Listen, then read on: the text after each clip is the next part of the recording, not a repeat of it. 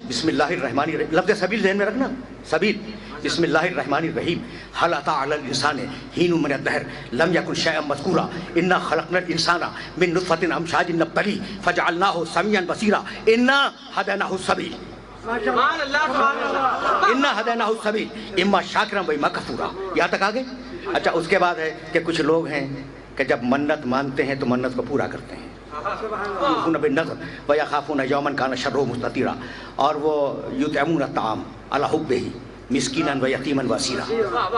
میں بہت تیزی سے گزر رہا ہوں۔ میں کچھ لوگ ہیں جو اللہ کی محبت میں مسکین کو، یتیم کو، اسیر کو کھانا دیتے ہیں۔ وہ واقعات یاد آ گیا نا آپ لوگوں کو؟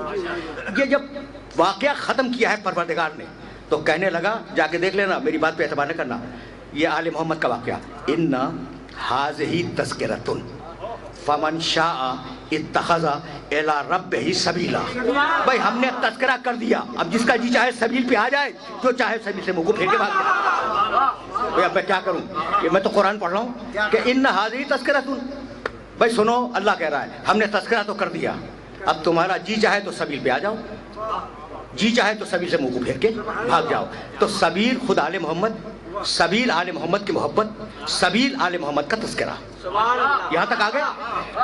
یہاں تک آگے؟ ٹھیک ہے نا؟ اب اگر چاہتے ہو کہ بات اور وزنی ہو جائے تو قرآن لے آؤ، ورنہ میرے حوالے پہ اعتبار کر لو۔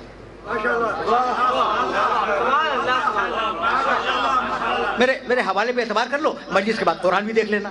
پھر سننا، سبیل خود آل محمد، سبیل آل محمد کی محبت، سبیل آل محمد کا ذکر، یہ تینوں چیزیں سبیل ہیں۔